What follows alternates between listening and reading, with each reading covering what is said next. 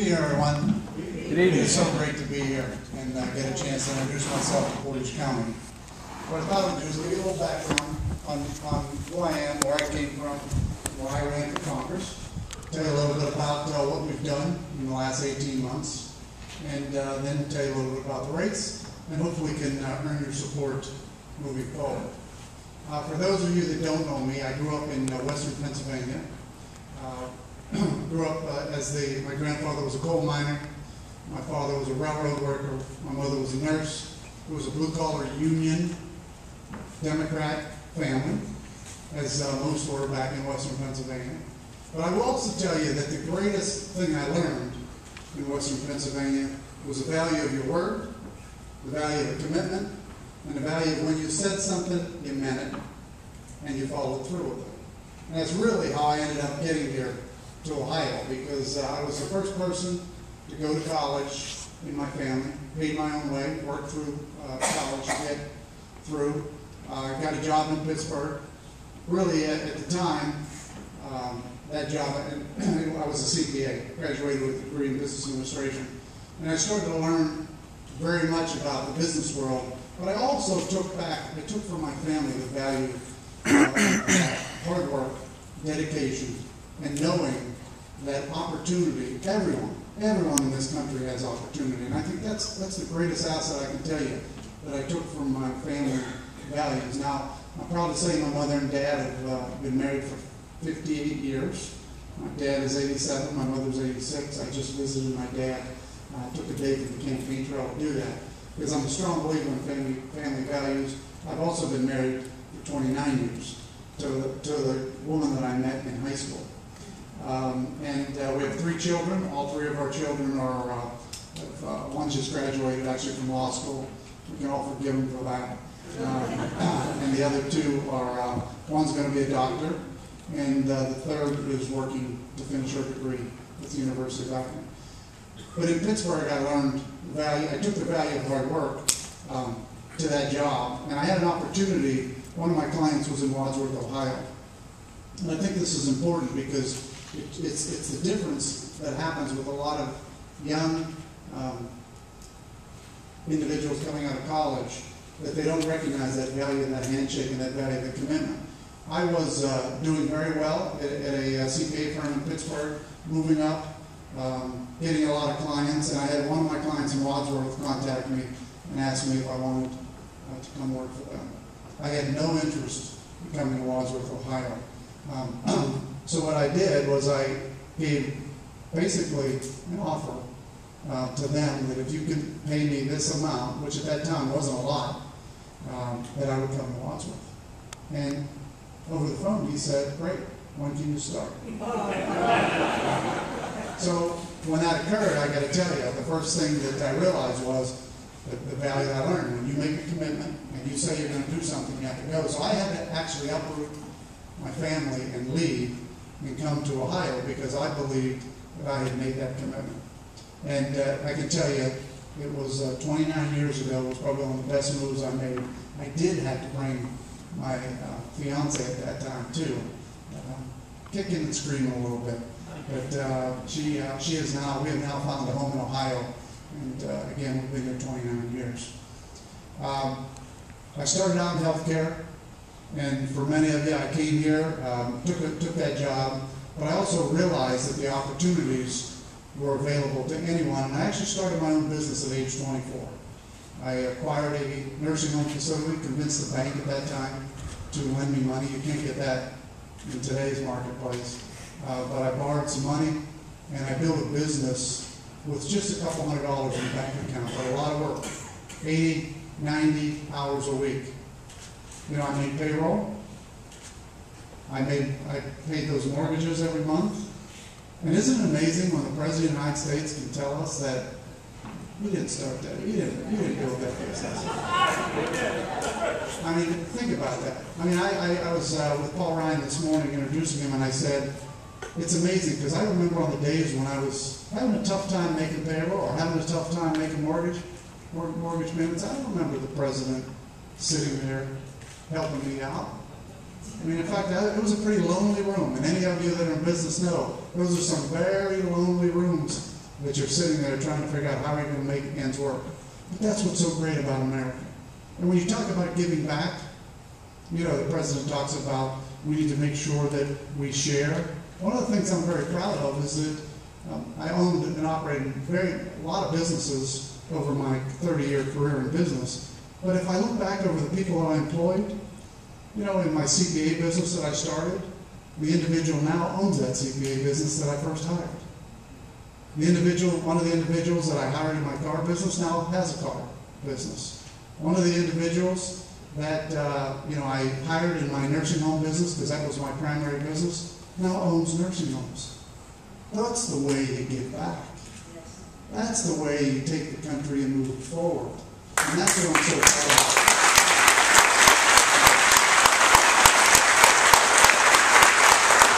Now people would ask, well, why did you run for Congress? Because you're right, I was always a believer in giving back. And when I moved to Wadsworth, I was a fireman, because I believed in giving back. I spent 5 years in the fire department.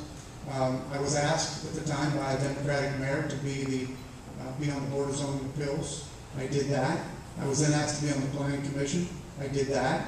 Those were all volunteer positions.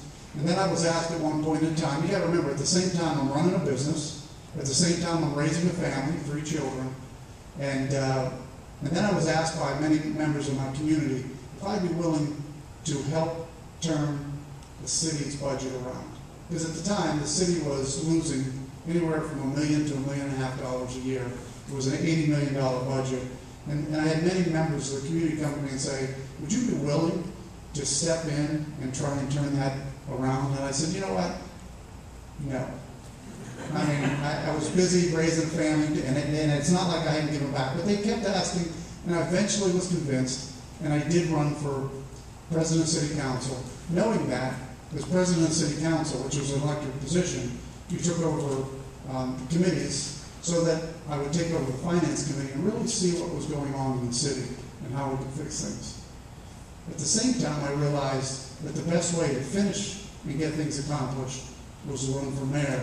And I did that. Now keep in mind, I did that while I was still raising a family, taking my son to soccer, taking my other son to baseball at night, because I thought it was important not only to give back, but I also thought it was important to remember those family values and be part of those days. I would never want to ever lose, you know, being with your children when they're growing up. I'm so proud to be able to do that for, you know, all the way up through college. So I took over the city and as the mayor and as president of City Council. And again, it was interesting because it wasn't, well, Republicans and Democrats. And we did have Democrats and Republicans, but what I did is I went out and I reached out to every one of them. And I said, look, we are now part of the city. And we're not Republicans and Democrats anymore. We need to get this job accomplished. We need to balance the budget. We need to work real hard. I also committed that I really didn't want to be there forever. I wanted to get the job done. So I said to people, once I balance the budget, I'm leaving. And then I felt that I had done, you know, that would have been a nice way to finish my service back to my community. I can tell you over the 8 years that I served as president council and then mayor, we were able to balance the budget, and I was able to leave it with a surplus, and I decided not to run again because I believed that everybody should give back to public service. So then you would ask, how would I get to Congress?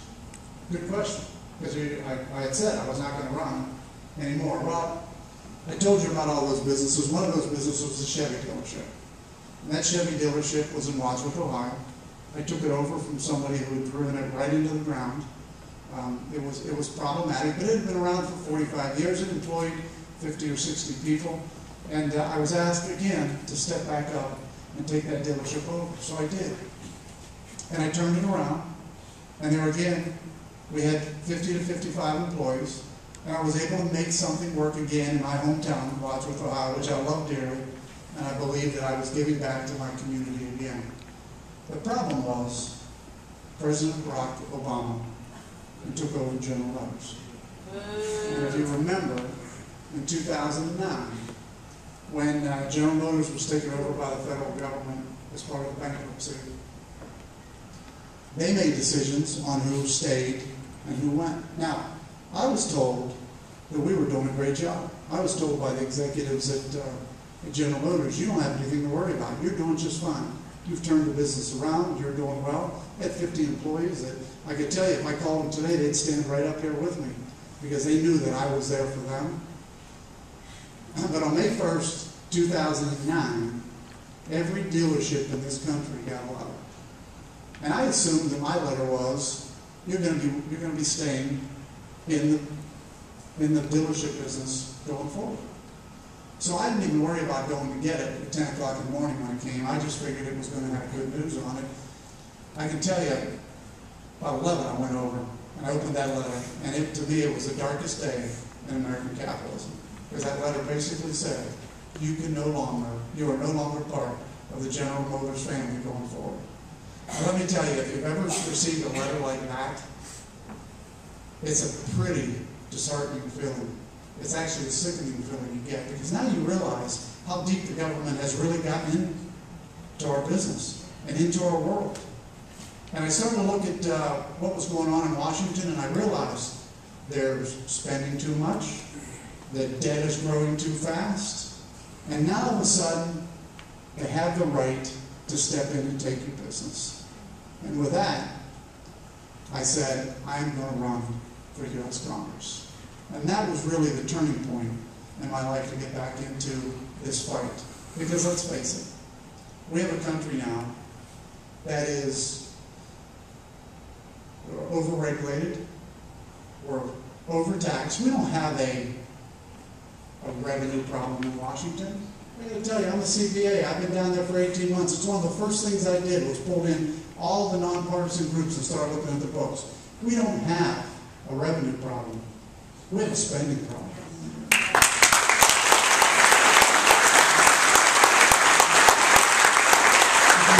If you look at the graphs and you look at the things that you would look at in the business world, you would say, well, wait a minute, revenues are growing. They're not growing as fast as we'd like, but they're growing.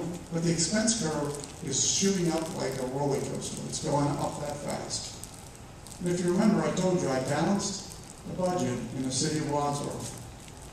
And I left it with a surplus, and we never raised taxes, which I think was important. Because we can do that in Washington too. We can, and the problem is,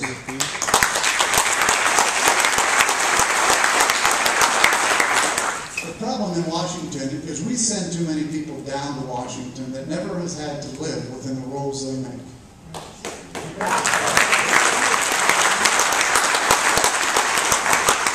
We send people down to Washington that want a career. We send people down to Washington that want a salary and they want to be able to say, this is my future. That's not what our forefathers wanted. They wanted to send people down there who had already had their career, and now we're going to go down there to serve.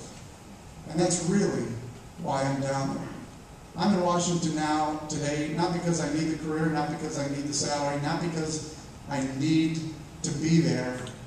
I'm there because I'm concerned about all of our children and all of our grandchildren and the direction this country's taking and the overreaching debt that's just growing and the spending that's out of control. That's why I'm down there. I'm going to continue to work to make a difference in Washington, and we need to be able to sit down and reduce spending and get the debt under control, because otherwise, and I used to say, the problem is that it's going to affect our children and our grandchildren. I got to tell you, it's affecting us right now. And it's going to be even worse.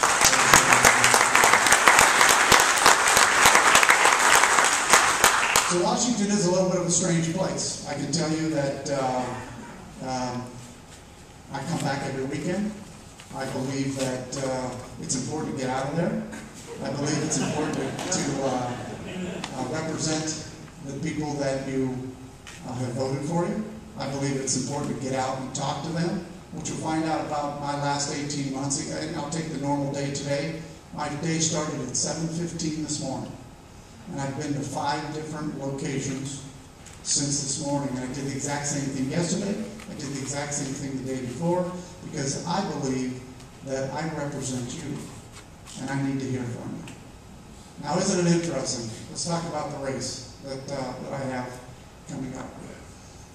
I see my opponents not here tonight, and quite frankly, I don't see her too often out on the campaign trail talking to people that agree or disagree with her. I do see her going to some functions where the head of the Democratic Party in this county or the head of the Democratic Party in that county are at. She goes to those places. But what you would know about me is since the day I took the oath to represent you, I have had over hundreds of town halls, meetings with constituents, meetings with businesses, sitting down with them, speaking to them, understand them. I've stood in front of town halls every month in the first year that I was down there and let people ask me questions about why we're doing this, what direction we're taking, because I can't represent you unless I can listen to it. And I think that's the most important thing that you can get with somebody like me. Again, we have a new district. Portage County is part of my new district. I spent 2 years of my life getting my previous district to know me. I shook thousands of people's hands. I went to thousands of people's, when I ran into picnics and fairs. And I got to tell you, I got to meet so many good people. The problem is, now I have a new district, and I'm in Washington 200 plus days out of the year, and we just don't have enough time to get back and do what I really like to do, which is listen and talk to the people. But I will tell you, they talk about leadership in Washington, not listening. This freshman class went down to Washington and said, number one, we want to get back and listen to our constituents. We don't want to be here every week. We want to make sure that we have time to listen and go back in the district. So we changed. So leadership actually did change our schedule. And what we do now is we're in Washington 4 days a week for 2 straight weeks, and then we're normally back the 3rd week in the district getting to go out and meet with people and getting to hear their concerns. Now you would say, wow, is that more or less time than the previous Congress was in Washington? We are actually serving in Washington more days under this schedule than the previous Congress. We are home at least every couple of weeks so we can listen to people. And guess what? We're saving taxpayer money because we're not down there every week. And those are the kind of things, little changes that we can make in Washington. Now, in November, it's a pretty easy election in this district.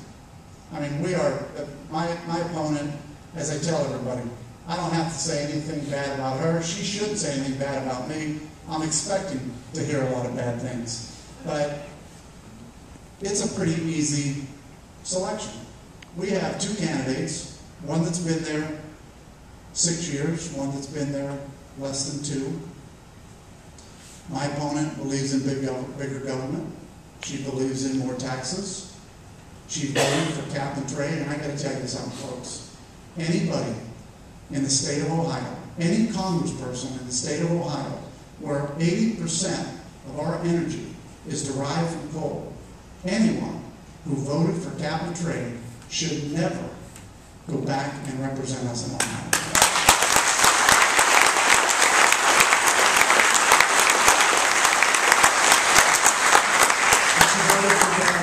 She voted for the health care plan. She's lockstep in her votes with the President Obama. I understand Nancy Pelosi was out today campaigning with her. Very, very, very diametrically opposed. I believe in less government. I believe in less taxes for everyone. Yes. Hey, I'm going to do everything I can and never let cap and trade see the light of day as long as I'm a member of Congress.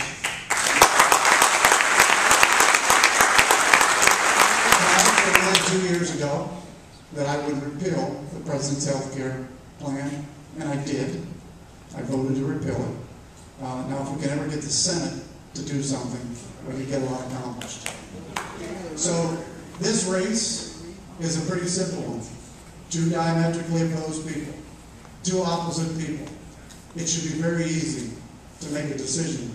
Because if you believe in the direction we're going today, which is bigger government, more taxes, more spending, then my opponent is who you want to vote for. But if you believe in the situation that we need to reduce taxes for everyone, we need to reduce spending, we need to get our debt under control, we need to be able to turn our country over to our children and grandchildren and not be burdened with the debt that we're putting on them every day, yes, then I'm the candidate that you should vote for.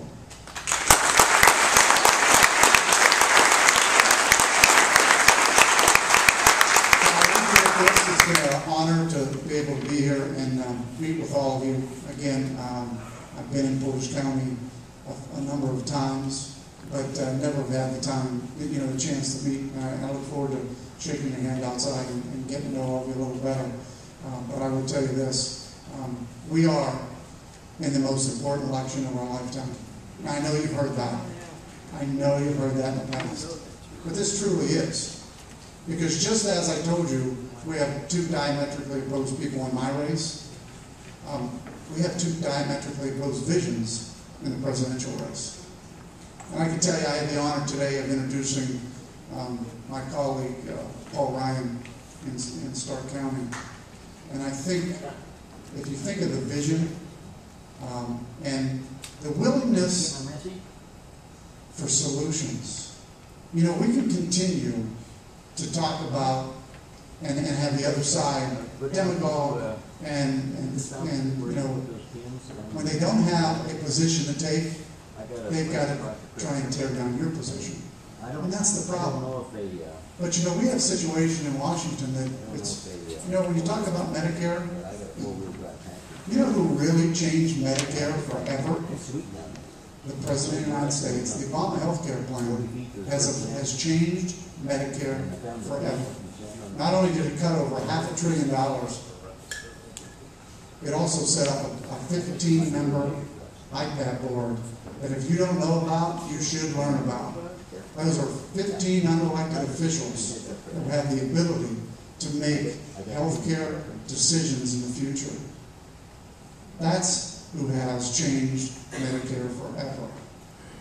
We need to make sure that Medicare is around forever. We need to make sure that it is solvent forever. We need to make sure that it's around for future generations, just like Social Security, Medicaid, and Medicare, because we need to be able to take care of the safety net. And I can tell you, as someone who was in the nursing home business for many, many years, I want to make sure that that safety net is protected.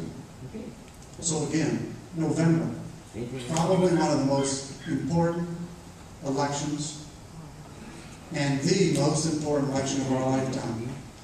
And what I would tell you is, in this election, we really have to get back to basics. Let's go back to our high school classes and think of the basics, the 3 R's, reading, writing, and arithmetic. In this election, you know what the 3 R's are? Romney, Ryan, and Renacci.